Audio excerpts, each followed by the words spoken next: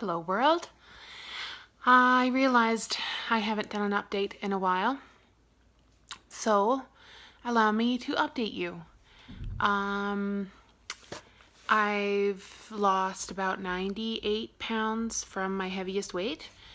51 or 52, I think, of that has been since the start of the liquid diet, including surgery. So it's about 10 pounds a month right now, which I'm being told is slow, but okay. The hair loss was a struggle. As you can see, I've chopped it all off. It looks much better than this most of the time. Because it's done, but right now it's still drying and wet, so it looks kind of weird. But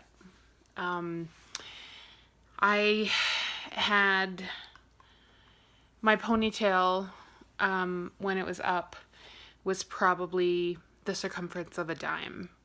It was, my hair was quite thin. It was coming out in clumps. I was losing it on realistic amounts of hair. As you can see, the regrowth is started, which is nice. I'm keeping it light. Here's a tip. The color differential between blonde hair and your scalp is not as big than when your hair is dark, so it doesn't look as bad. I've also started using this today. So it's the Caviar Anti-Aging, and it's supposed to boost volume. So the salon I went to that did this, they have trial versions, so you don't have to spend like $120 on the big version until you know if you like it. So it comes with a shampoo, a conditioner, and a mist that you spray in and then dry your hair. So I dried the top of my hair, but I didn't dry the rest of it because I can't be bothered. So this is what my hair looks like now. It's actually quite cute when I put some curls in it, so I'll do that later, but really enjoying that, and I will give you continuous updates on how this works. I can't remember all of the things that I mentioned that was wrong with me, or that I was hoping would get fixed, but let me just toss out some things that I remember. I had acne-prone skin, and you can still, so I'm not wearing any makeup for this reason, you can still see some redness in my cheeks, but I haven't had a breakout. I maybe have had one breakout since surgery, maybe two. I'm still using Arbonne Miracle Pads at night, but sometimes I miss it. And I've gotten, I got moisturizer, but I'm not using a regimented skincare line that I was prior to surgery.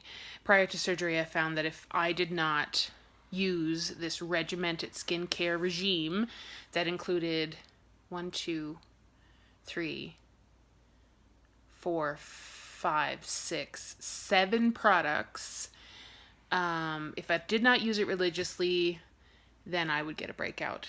And now I'm using some exfoliating cleanser a couple of times a week. I make sure that I take my makeup off, and I do use a facial cleanser on days when I wear makeup, but I don't use a cleanser on days when I don't wear makeup. I just wash it with some simple soap and water. And I moisturize all the time because the skin on my face seems to dry out really easily now, as well as my lips. So I moisturize like crazy, and I moisturize my lips like crazy, and but breakout wise, it's been fairly good. Knock on wood. Sleeping is pretty good. I do take a medication at night to help with anxiety for sleep. I don't know if I mentioned this in a previous video or not, but there was a couple of nights right after surgery where I just couldn't get my body to shut down. I had so much anxiety in my body that I had to move. I had to move my legs. I had to get up and walk around. It felt like I was vibrating. I haven't had any issues of that since then. And I did double up my nighttime medication at that point, but I've since gone back down to just one, and it knocks me on my ass. Like, I'm absolutely exhausted at an hour after I take this medication. So and that never happened before. So my sleep has been fairly good. This is our new dog, Jackson. Hi, Jackson. Okay. Anxiety wise, I had some trouble for a little bit. Anxiety and depression. I needed to increase my medications quite a bit for the absorption to be the same. But it seems to be on track. I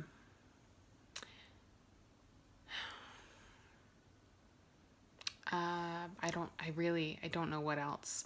I don't take any diabetes medications. I don't take any high blood pressure medications.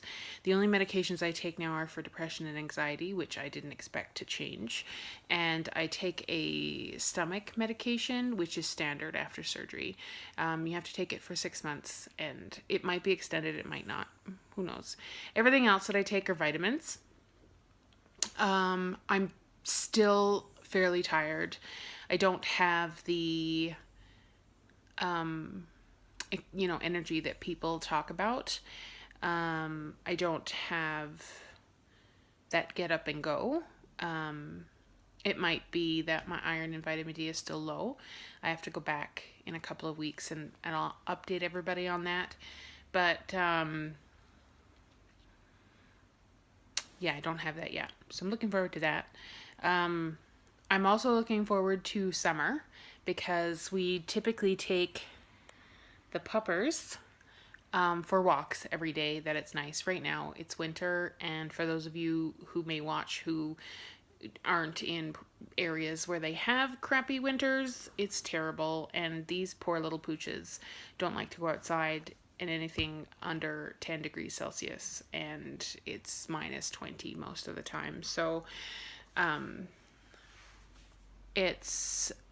so I'm hoping that, and I'm not much for exercise. I'm not going to have this surgery and then all of a sudden love to go to the gym.